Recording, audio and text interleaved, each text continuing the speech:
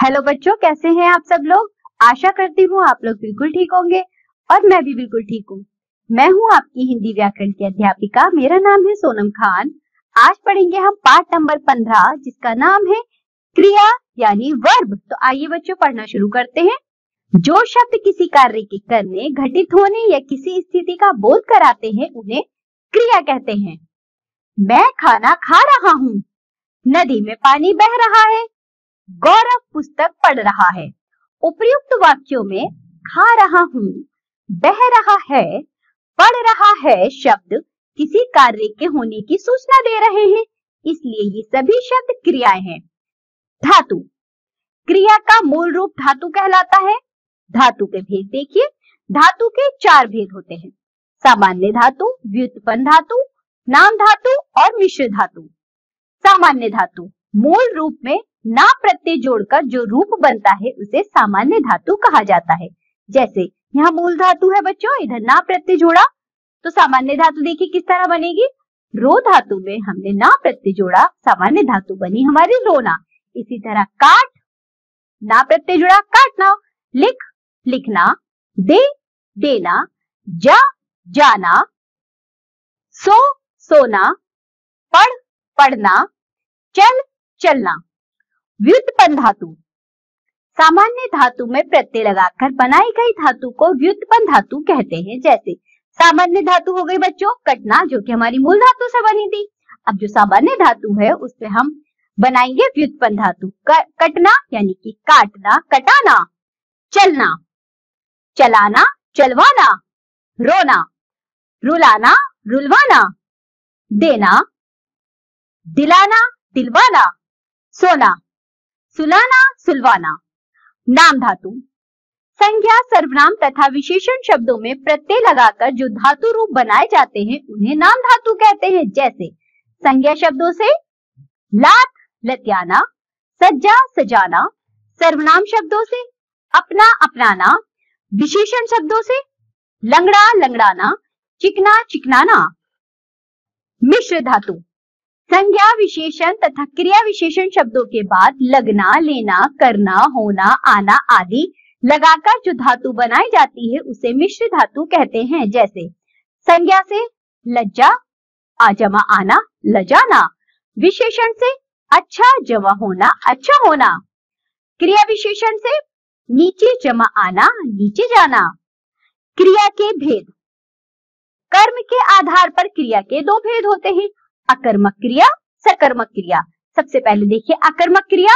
अकर्मक का अर्थ है कर्म रहित, अर्थात जिन क्रियाओं को कर्म की आवश्यकता ही नहीं होती वे अकर्मक क्रियाएं कहलाती हैं। जैसे मोहित खेल रहा है, कशिश हंस रही है। अकर्मक क्रियाओं के व्यापार और फल दोनों कर्ता पर पड़ते हैं। सकर्मक क्रिया, सकर्मक का अर्थ है कर्म के साथ, अर्थात जिस क्रिया व्यापार में कर्म की आवश्यकता होती है उसे सकर्मक क्रिया कहते हैं। जैसे विद्यार्थी पुस्तक पढ़ रहा है, स्नेहा आम खा रही है। सकर्मक क्रिया के 2 भेद, सकर्मक क्रिया के 2 भेद होते हैं: एक कर्मक क्रिया और द्विकर्मक क्रिया। एक कर्मक क्रिया देखिए, जिन क्रिया शब्दों का एक कर्म होता है उसे एक कर्मक क्रिया कहते हैं। जैसे कृष्णा पुस्तक पढ़ रहा है, धोबी कपड़े धोता है। द्विकर्मक क्रिया, वे क्रिया शब्द जिनके 2 कर्म होते हैं उसे द्विकर्मक क्रिया कहते हैं। जैसे दादाजी ने गोविंदा को खिलौने दिए, शिप्रा ने नीरज को पत्र लिखा। संरचना के आधार पर क्रिया के भेद, संरचना के आधार पर क्रिया के 6 भेद होते हैं: सामान्य क्रिया, प्रेरणार्थक क्रिया, संयुक्त क्रिया, नाम धातु क्रिया, पूर्वकालिक क्रिया और कृदंत क्रिया। सामान्य क्रिया देखिए, जिन वाक्यों में एक ही क्रियापद का प्रयोग किया जाए उन्हें सामान्य क्रिया कहा जाता है। जैसे मोनू ने दुकान खोली, एक क्रिया है बच्चों, सामान्य क्रिया ये। रमा से बुलाई। प्रेरणार्थक क्रिया, जिस क्रिया द्वारा यह बोध होता है कि कर्ता स्वयं कार्य न करके किसी अन्य को कार्य करने की प्रेरणा देता है उसे प्रेरणार्थक क्रिया कहते हैं। जैसे पिताजी ने सविता को मिठाई दिलवाई, हमारे सेठ जी ने मजदूरों से बोरियां उठवाई। तो बच्चों यहाँ पिताजी ने मिठाई खुद तो नहीं ली, सविता को दिलवाई है, यानी कि वे दूसरों को काम करने की प्रेरणा दे रहे हैं, तो ये प्रेरणार्थक क्रिया है। प्रेरणार्थक क्रिया के दो भेद होते हैं। प्रथम प्रेरणार्थक क्रिया, जिन क्रियाओं में कर्ता स्वयं शामिल होकर कार्य करने की प्रेरणा देता है उन्हें प्रथम प्रेरणार्थक क्रिया कहते हैं। जैसे दादी जी मोना को पढ़ाती हैं, जोकर दर्शकों को हंसाता है। द्वितीय प्रेरणार्थक क्रिया, जिन क्रियाओं में कर्ता स्वयं सम्मिलित न होकर दूसरों को कार्य करने की प्रेरणा देता है उन्हें द्वितीय प्रेरणार्थक क्रिया कहते हैं। जैसे अध्यापक बच्चे से कहानी सुनवाते हैं, दुकानदार नौकर से झाड़ू लगवाता है।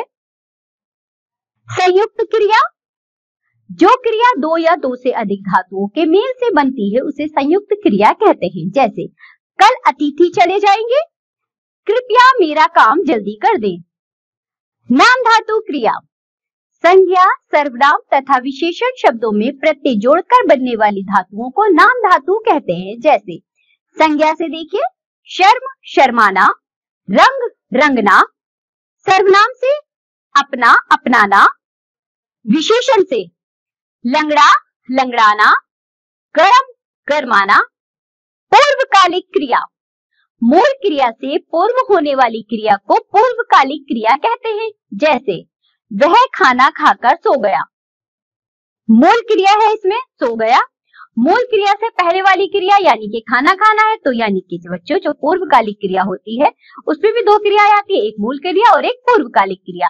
कृदंत क्रिया, वह क्रियाएं जो क्रिया शब्दों के अंत में प्रत्यय लगाकर बनाई जाती है उन्हें कृदंत क्रिया कहते हैं। कृदंत क्रिया तीन प्रकार की होती है। वर्तमान कालिक कृदंत क्रिया यानी कि चल जमा ता, चलता। भूतकालिक कृदंत क्रिया, दौड़ जमा आ, दौड़ा। पूर्वकालिक कृदंत क्रिया, पढ़ जमा कर, पढ़कर इत्यादि। ये पाठ होता है हमारा यहाँ समाप्त। आज हमने पढ़ी है क्रिया, हमने क्रियाओं के भेद भी देखे। आज हमने जो भी पढ़ा है आप लोग उसका अच्छे से अभ्यास करेंगे। अब हम मिलेंगे आपसे अगली कक्षा में, तब तक के लिए बाय बच्चों।